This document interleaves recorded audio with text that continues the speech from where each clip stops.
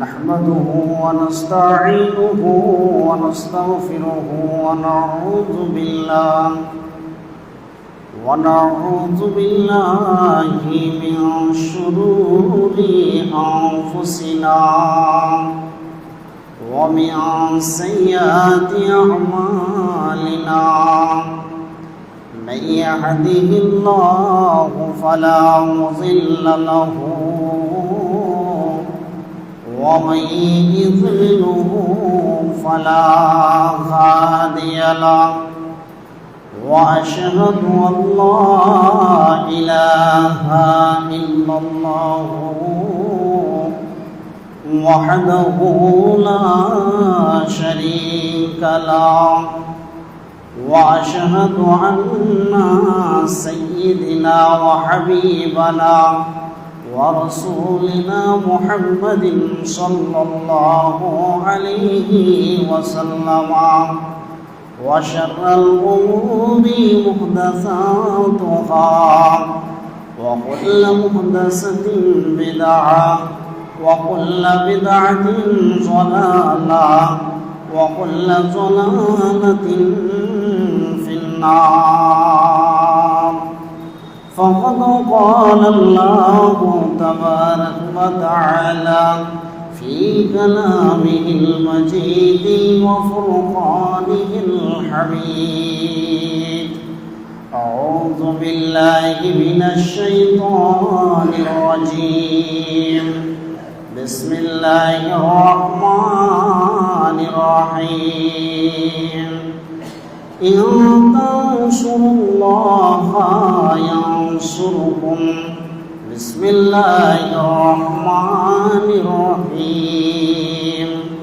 الذين ينفقون في الضراء والشراء والكاظمين الغيظ والعافين عن الناس والله يحب المحسنين.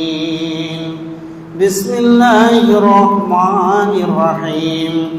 قال رسول الله صلى الله عليه وسلم: نعمتان مغبون فيهما كثير من الناس الصحة والفراغ. উপস্থিত আজকের জুমা মসজিদের সুপ্রিয় দিনের হিতাকাঙ্ক্ষী মুসলিম দরদি মুসলিম সমাজ, প্রশংসা আল্লাহর। যাবতীয় উপাসনা আরাধনার সমুদয় প্রশংসা নিবেদিত হোক যিনি মহিয়ান গরিয়ান সর্বশক্তিমান অনন্ত অসীম দয়ালু কৃপাবান, সমগ্র সৃষ্টিজীব যার পরে গুণগান, যিনি আমাদের চিরপূজ্য চির উপাস্য চির আরাধ্য, যার চরম ও পরম করুণায় তিনার পবিত্র স্থানে আসার একটি সুযোগ বানিয়ে দিয়েছেন এবং তৌফিক এনায়েত করেছেন। এর জন্য সেই মহান মুনিবের দরবারে একবার শুকরিয়া জ্ঞাপন করি। তাই অন্তরের অন্তঃস্থল থেকে বলি আলহামদুলিল্লাহ। দুরূদ ও সালাম বর্ষিত হোক যিনি সর্বশরণ্য সর্ববরেণ্য মহামানব, যিনার অনেক উপাধি দিয়েছেন আল আমিদ সাদিক নবী আহমদ নবী মোহাম্মদুর রাসূলুল্লাহ সাল্লাল্লাহু আলাইহি ওয়াসাল্লামের প্রতি লাখো কোটি দুরূদ ও শান্তির ধারা বর্ষিত হোক। আল্লাহুম্মা সাল্লি আলাইহি আল্লাহুম্মা বারিক আলাইহি আল্লাহুম্মা আমিন। মুহতারাম মুকাররাম, আজকে আমি আপনাদের সামনে একটি বিষয় ভিত্তিক আলোচনা করব ইনশাআল্লাহুল আজিজ। বিষয় ভিত্তিক আলোচনা বলতে পৃথিবীর বুকে মানুষ কিছু কিছু জিনিস নিয়ে বিভ্রান্তিতে পড়ে আছি এবং এগুলোর প্রতি আমরা ভ্রুক্ষেপই করি না। রাসূলুল্লাহ সাল্লাল্লাহু আলাইহি সাল্লাম বলছেন যে নিয়ামাতানি মাগবুনুন ফীহিমা কাসীরুম মিনান নাস, দুইটি নিয়ামত সম্পর্কে মানুষ গাফেল, বহু মানুষ দুইটি নিয়ামত সম্পর্কে গাফেল। একটি হচ্ছে আসিহাত ওয়াল ফারাগ, মানুষের মনে এবং চিন্তাধারায় এরকম কাজ করে যে আমি আমল করি না, পরবর্তীতে করব যখন অবসর পাব, এবং এইরকম একটা চিন্তাধারা। দ্বিতীয় চিন্তাধারা হলো কি যে আমি সুস্থ থাকব চিরকাল, এরকম তার মনের ধ্যান ধারণা, কিন্তু এটা কোনোদিন হবে না, এটা কোনোদিন হবে না। আসিহাত ওয়াল ফারাগ, সে অবসর জীবন কোনোদিন পাবে না, এবং সে মনে করবে যে আমি চিরজীবন যে সুস্থ থাকবো, সেটাও হবে না। প্রতিটি মানুষের নসিবে দুইখানা জিনিস লিখে দিয়েছেন আল্লাহ। যখন তার শেষ হয়ে যাবে, মিসকাতের হাদিস 441 পৃষ্ঠায় হাদিসটা পেয়ে যাবেন। ওয়ান মাইমুনিল আউরিদি ইয়াইজু রাসূলুল্লাহ সাল্লাল্লাহু আলাইহি সাল্লাম, তিনি একজন সাহাবীকে নসিহত করছিলেন, আমর বিন মাইমুনিল আউরিজি রাদিয়াল্লাহু তাআলা আনহুকে। তিনি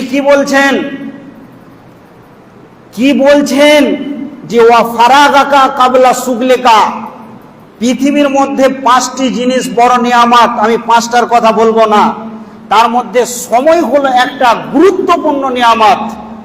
এ সময় tick tick tick tick tick tick tick tick tick tick করে চলতে আছে। ঘড়ি বলছে मैं टिक टिक टिक टिक चलता हूँ, हरदम चलता हूँ, कभी नहीं रुकता हूँ। ঘড়ি ঠিক তিনার গতিতে চলতে আছে, চলতে চলতে চলতে চলতে আমার বয়সটাকে কাটিয়ে কাটিয়ে কাটিয়ে কবরের প্যাসেঞ্জার বানিয়ে দিবে। তাই বলছেন ফারাগাকা কাবলা সুগলিকা, সময় হলো মানুষের জীবনে সবচেয়ে গুরুত্বপূর্ণ একটা নিয়ামত। এই নিয়ামত একবার হাতছাড়া হয়ে গেলে কিয়ামত পর্যন্ত আর কোনোদিন এটাকে ফিরে পাওয়া যাবে না। তাই বহু মানুষ চিন্তা ফিকিরে থাকে যে আমি আমল করতে পারছি না, পরবর্তীতে যখন অবসর জীবন পাবো, সুস্থ থাকবো, তখনকার জীবনে করে নেব।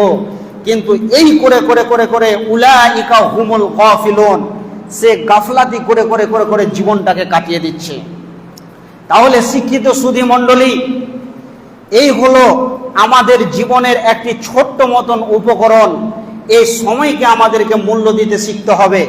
আজকে আমি আপনাদের সম্মুখে যে বিষয়টি নিয়ে বক্তব্য রাখবো, যে আর এক জায়গাতে আল্লাহ রাসূল সাল্লাল্লাহু আলাইহি ওয়াসাল্লাম এই হাদিসের মধ্যে বলছেন ওয়া গিনাকা কাবলা ফাকরিকা, ধন সম্পদ হলো নিয়ামত, ভিখিরি হয়ে যাওয়ার আগে আপনি সাইল, আপনি মজলুম হয়ে যাবেন, এমন একটি সময় আসবে ধন সম্পদ থাকার পরও আপনার কোনো জোর থাকবে না।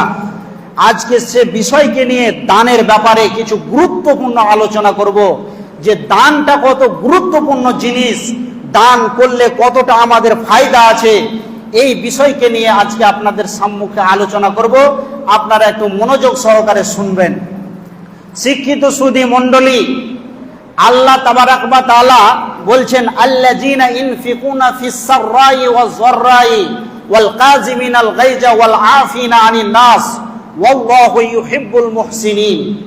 আল্লাহ তাবারাক ওয়া তাআলা বলছেন আমি ওই লোকেদেরকে ভালোবাসি। তাহলে আল্লাহ কাদেরকে ভালোবাসেন? আয়াতের শেষে বলছেন ওয়াল্লাহু ইউহিব্বুল মুহসিনিন, আমি ওই লোকেদেরকে যারা মুহসিন তাদেরকে ভালোবাসি। তো মুহসিনকে তা আল্লাহ শুরুতে বলছেন আল্লাযীনা ইউনফিকুনা ফিস সাররাই ওয়াজ যাররা, একজন ব্যক্তি সচ্ছল অসচ্ছল, অর্থাৎ তার সুবিধা অসুবিধা উভয় পক্ষে কি করলো? আল্লাহর রাস্তায় কি করবে? ব্যয় করবে। ওয়াল কাযিমিনাল গায়জা, এবং রাগ আমি দিয়েছি মানুষের ভিতরে, আমি আল্লাহরও রাগ আছে, মানুষেরও আছে, তবে রাগটাকে যারা কন্ট্রোল করতে পারবে, রাগটাকে দমন করে নেবে, রাগকে খেয়ে ফেলবে, ওই লোকেদেরকে আল্লাহ তাবারাক ওয়া তাআলা ভালোবাসেন। তাহলে সচ্ছল অসচ্ছল অবস্থায় তারা ব্যয় করবে আল্লাহর রাস্তায়, এবং তারা মানুষের প্রতি রহম করবে, তারা যদি কোনো ভুল করে তাদেরকে ক্ষমা করবে। তো আল্লাহ বলছে ওয়াল্লাহু ইউহিব্বুল মুহসিনিন, তবে তোমরা মুহসিনদের অন্তর্ভুক্ত হবে, তোমরাই হবে সৎকর্মপরায়ণ ব্যক্তি, আর আমি আল্লাহ ওই সৎকর্মপরায়ণ ব্যক্তিদেরকেই ভালোবাসি। তাহলে আল্লাহর ভালোবাসা নিতে গেলে আমাদের কাছে যেমনই থাক, যখন আল্লাহর তাকাজার খবর আসবে তখন আমরা সচ্ছল অসচ্ছল অবস্থায় আমরা আল্লাহর রাস্তায় দান খায়রাত করব।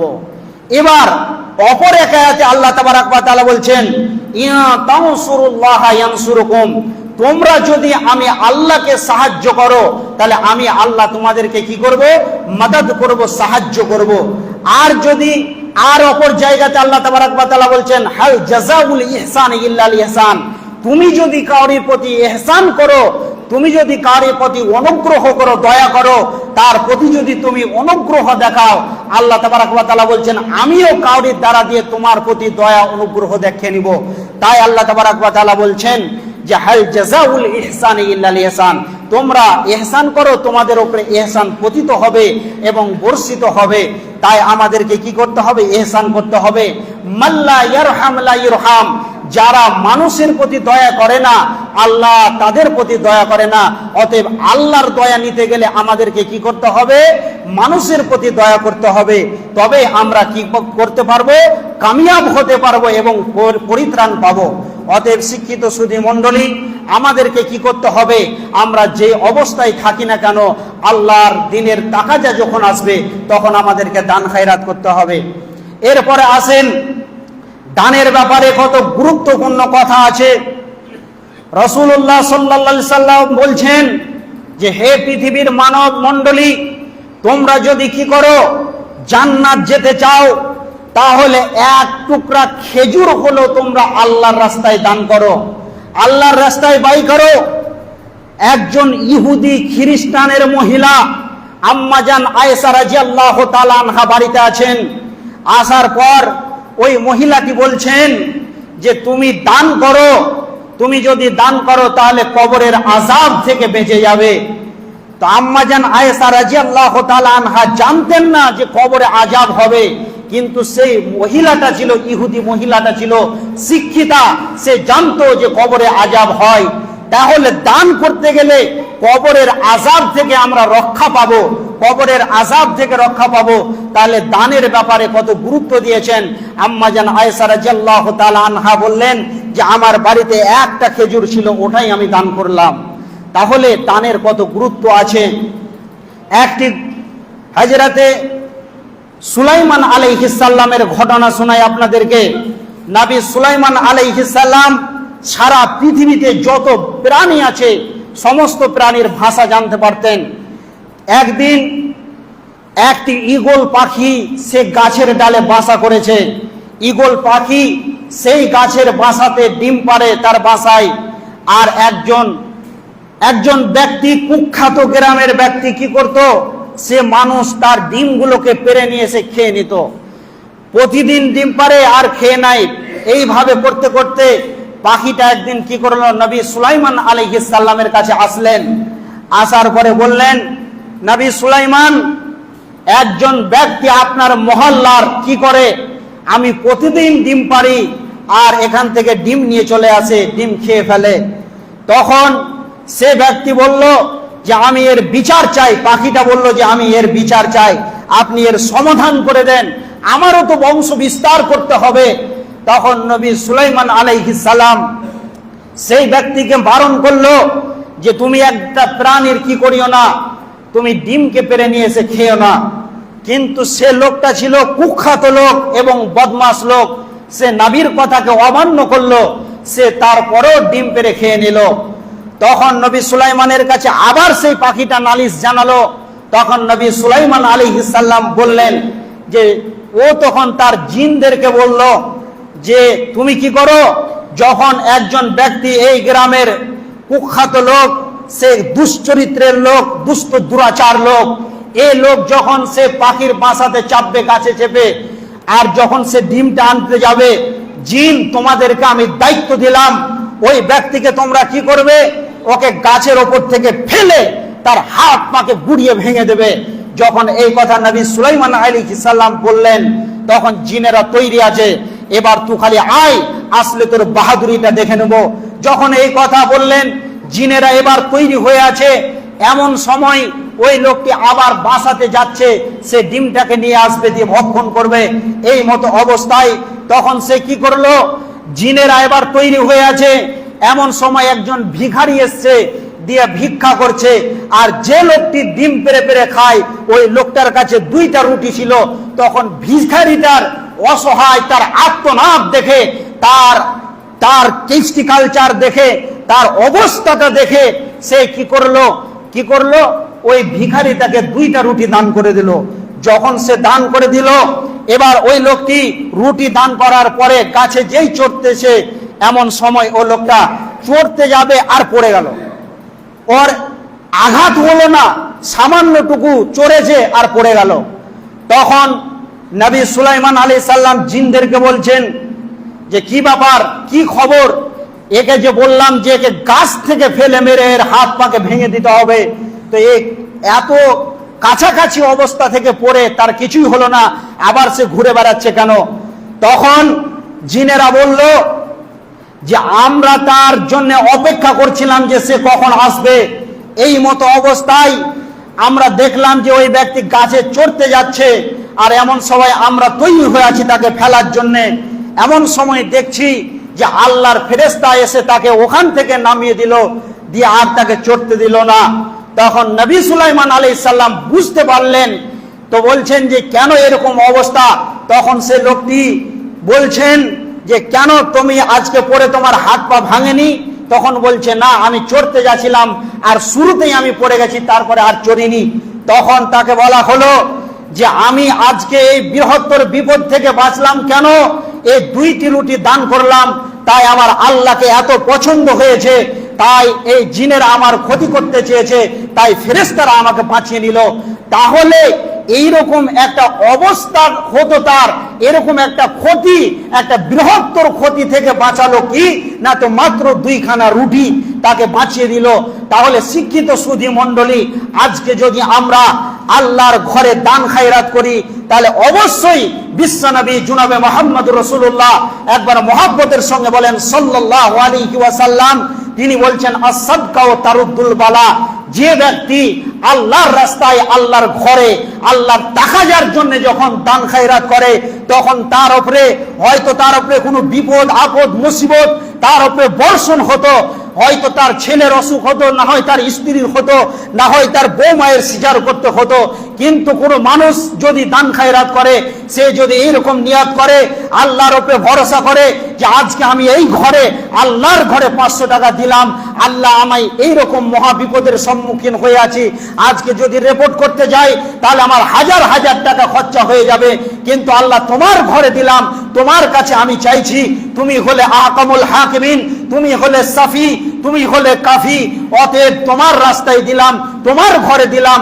2 রেকাত সালাতুল নামাজ পড়েন, সেই সালাতটা পড়েন আপনি তাকাজার জন্য, যে আপনার যে অবস্থাতে আছেন আপনি আপনার প্রয়োজনের জন্য 2 রেকাত সালাত করে, আর 500টি টাকা, 1000টি টাকা যেমনটি আপনার সমর্থন হবে তেমনটি দান করে আপনি আল্লাহর দরবারে নালিশ করেন, আপনি সমস্ত বিপদ থেকে উদ্ধার পাবেন।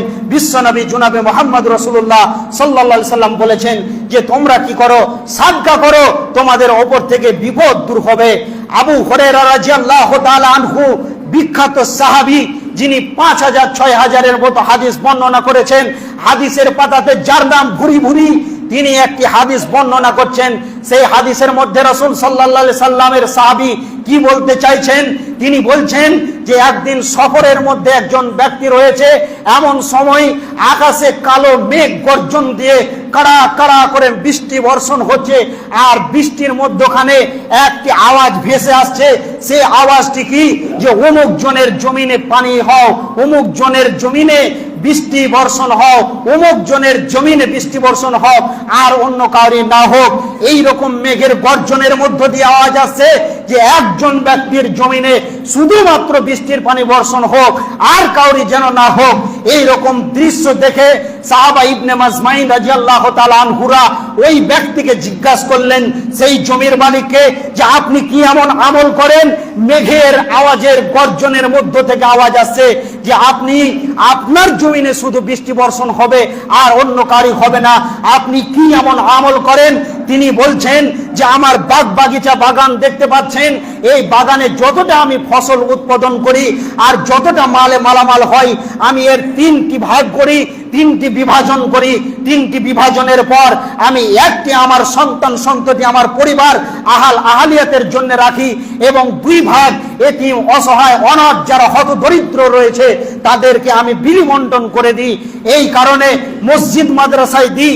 সেই জামানায় ছিল আসহাবে সুফফা, রাসূলুল্লাহ রাসূলুল্লাহ সাল্লাল্লাহু আলাইহি সাল্লাম যে ফান্ড তৈরি করে গেছিলেন ওই ফান্ডে জমা করতেন এই রকম ধরনের। তাহলে দান যদি করেন তাহলে আপনার এই রকম বৃষ্টি হবে।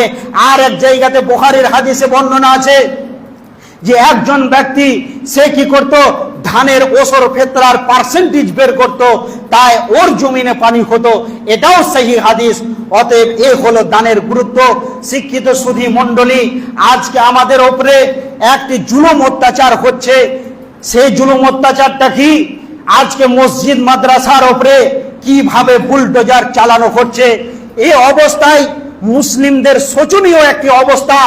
আজকে বিভিন্ন জায়গাতে সোশ্যাল মিডিয়ার মাধ্যমে দেখতে পাচ্ছিলেন যে মায়ানমারের মুসলমানদের উপরে কিভাবে নির্যাতন নিষ্পেষণ ভাবে চলছে। আজকে ওখানে আমরা দেখেছি ইন্টারনেটের মাধ্যমে, সোশ্যাল মিডিয়ার মাধ্যমে। কিন্তু আজকে বর্তমান পরিস্থিতিতে কিছুদিন পরে এমন হাল অবস্থা হবে মুসলিম সমাজের যে আজকে মুসলিম সমাজকে সূরা ইব্রাহিমের মধ্যে বলছেন যে ওয়াকালাল্লাযিনা কাফারু ওয়াকালাল্লাযিনা কাফারু লিরুসুলিহিম লানুখরিজান্নাকুম মিন আরজিনা আও লাতাউদ্দুনা ফি মিল্লাতিনা ফাওহা ইলাইহিম রাব্বুহুম লানুহলিকান্নাজ জালিমিন। সারা পৃথিবীতে যত নবী রসুলগণ এসছেন সমস্ত নবী রসুলগণের মধ্যে সমস্ত নবী রসুলগণকে একজন কাফের বেঈমানের গোষ্ঠী তাদেরকে কি করেছেন?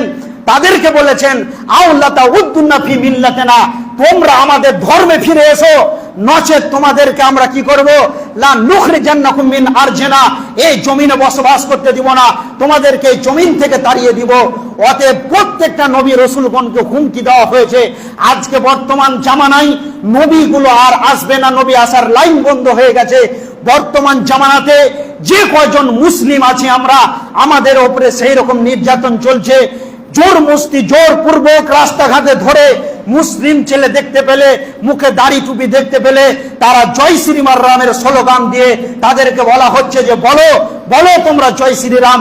তার মানে আপনি আমি যদি বলে দিই তাহলে আমাদেরকে ছেড়ে দিবে।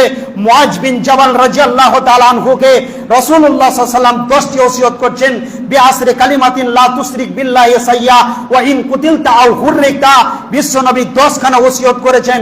তার মধ্যে বলছেন, হে আমার উম্মত, এমন একটি সময়, এমন একটি পরিস্থিতির সম্মুখীন হয়ে আসবে, এমন একটি সিচুয়েশন আসবে যে মানুষকে কি করতে হবে না, দান খায়রাত নামাজ রোজা হজ যাকাত তাহাজ্জুদ কিছু করতে হবে না।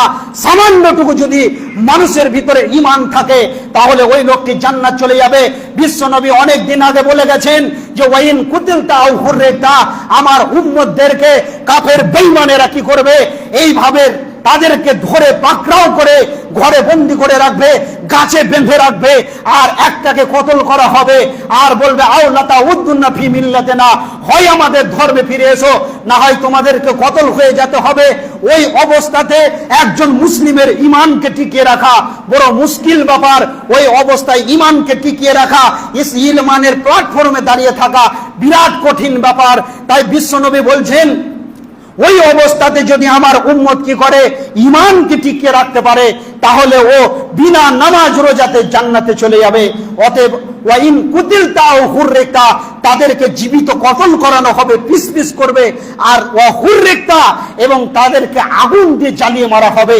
এই রকম নিষ্পেষণ নির্যাতন মুসলিমদের উপরে চলবে। অতএব শিক্ষিত সুধী মণ্ডলী, এখন থেকে আমাদেরকে তৈরি হতে হবে সেই জামানায়, বিশ্বনবীর জামানায় 313 জন 1313 জনের বিরুদ্ধে লড়াই করে মুসলিমরা বিজয় পতাকা তুলেছেন, বিজয় লাভ করেছেন, দিন ইসলামকে সারা পৃথিবীতে ছড়িয়েছে। তাহলে তাদের ঈমানটা ছিল, আর আজকে আমাদের ভিতর থেকে ঈমান নামক জিনিসটা চলে গেছে, তাই আমরা পারছি না। অতএব শিক্ষিত সুধী মণ্ডলী, আল্লাহ রাসূল সাল্লাল্লাহু আলাইহি ওয়াসাল্লাম বলছেন যে সালাসাতু মুস্তাজাবাতিন, যে 3 জন ব্যক্তির দোয়া কবুলের ব্যাপারে লা শাক্কা ফিহিন্না, কবুল হবে না, এতে কোনো সন্দেহ নাই। একজন হচ্ছে কি দাওয়াতুল মাজলুমি, যারা মাজলুম, যারা অসহায়।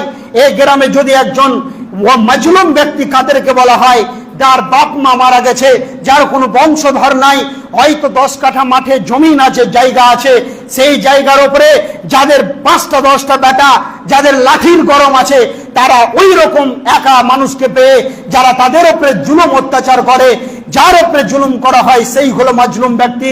তাই বিশ্বনবী বলছেন সালাসাতু দাওয়াতিন মুস্তাজাবাতুন লা শাক্কা ফাহিন্না, যে ওই তিনজন ব্যক্তির দোয়া কবুল হয়, তার মধ্যে বলছেন দাওয়াতুল মাজলুমি, মাজলুমদের দোয়া। তারপরে বলছে দাওয়াতুল মুসাফির, মুসাফিরদের দোয়া, যারা মুসাফির ব্যক্তি তাদের দোয়া কবুল হয়। এবং এদের দোয়া কবুল হয় দাওয়াতুল ওয়ালিদি, পিতামাতা ও আলা ওয়ালাদিহি, তার পিতামাতা যদি সন্তানের জন্য দোয়া করে, সে বদদোয়া হোক এবং তার কল্যাণের জন্য হোক, যদি দোয়া করে এটা কবুল হয়। অতএব শিক্ষিত সুধী মণ্ডলী, তাহলে আমাদেরকে কি করতে হবে? যত বিপদ আসবে, বিশ্বনবীর জামানায় যখন কোনো বিপদ আসতো, ঝড় সাইক্লোন যখন আসতো, তখন বিশ্বনবী কি করতেন? ভূমিকম্প যখন হতো তখন সাহাবা ইবনে মাজমাইনদেরকে নিয়ে মসজিদে উভুর হয়ে পড়তেন। আর আজকে আমাদের উপরে যদি এখনই ভূমিকম্প শুরু হয়ে যায়, তাহলে আমরা মসজিদ থেকে বেরিয়ে যাব, যে মসজিদের ছাদ ভেঙে পড়ে আমরা মারা যাব। কিন্তু যত বিপদ এসছেন, রাসূলুল্লাহ সাল্লাল্লাহু আলাইহি ওয়াসাল্লাম মসজিদের মধ্যে ঢুকেছেন। অতএব শিক্ষিত সুধী মণ্ডলী, আমাদেরকে কি করতে হবে? বেশি বেশি করে আল্লাহর রাস্তায় দান খায়রাত করতে হবে।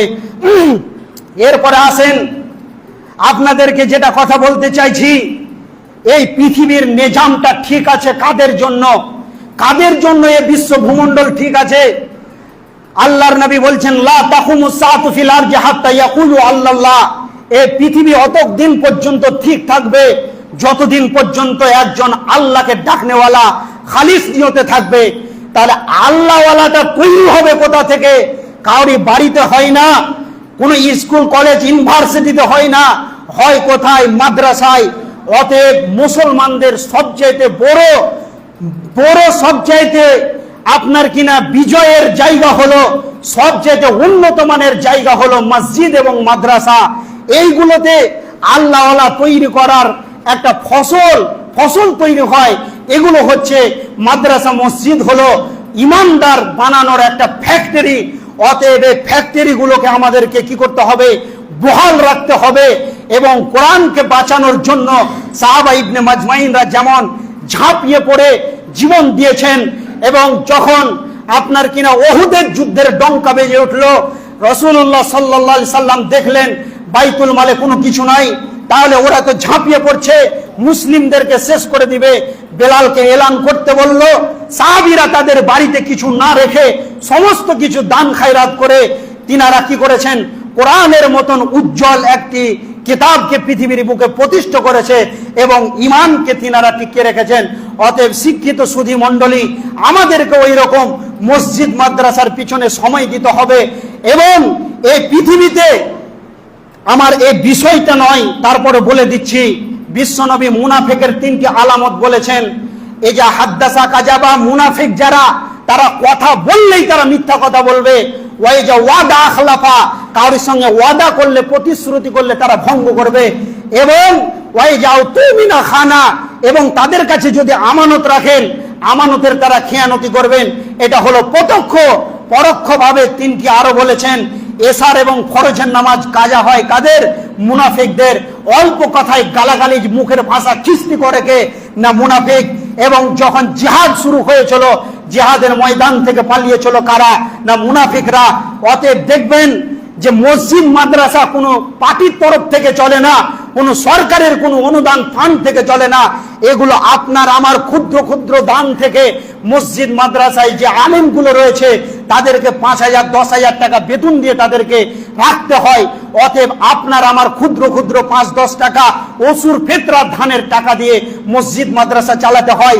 কিছু কিছু মুনাফিক আছে দেখবেন, চায়ের দোকানে কোনো ব্যক্তি কালেকশনে এসছেন, হয়তো ধানের গাছে যেমন পাতানো হয়, কোন মুনাফিক আছে এরকম যে তার শরীর স্বাস্থ্য আল্লাহ দিয়েছে, সে ইনকাম করে খেতে পারে না, সে কি করে? লুকিয়ে চুরিয়ে কি করে না করে বিল বই ছাপিয়ে কালেকশন করে খায়। একজনের জন্য সবাইকে খারাপ চোখে দেখবেন না এবং তাদেরকে বড় কথা বলবেন না। যদি বলেন তাহলে আপনি মুনাফিক। কেন? যে ব্যক্তি দান করে সে কি করে? সে ওয়ারাজুলুন তাসাদ্দাকা বিসাদকাতিন ফাআখফাহা হাত্তা তা'লামা শিমালুহু মা তুনফিকু ইয়ামিনুহু। বিশ্বনবী বললেন যে ওই ব্যক্তি কিয়ামতের দিন কঠিন মহাপ্রলয়ে আরো সে আজিমের নিচে স্থান পাবে, যে ডান হাত দান করলে বাম হাত জানতে পারে না। অতএব যারা দান করে তারা বেশি কিছু প্রশ্ন করে না, আর যারা করে না, যারা মুনাফেক মার্কা লোক আছে, এটা ওটা হেন তানো 12-17, তাদের কোনো টাইম নাই, তাদের কোনো সময় নাই, অনেক রকম কথা বলে। শিক্ষিত সুধী মণ্ডলী, প্রিয় ভাই আমার,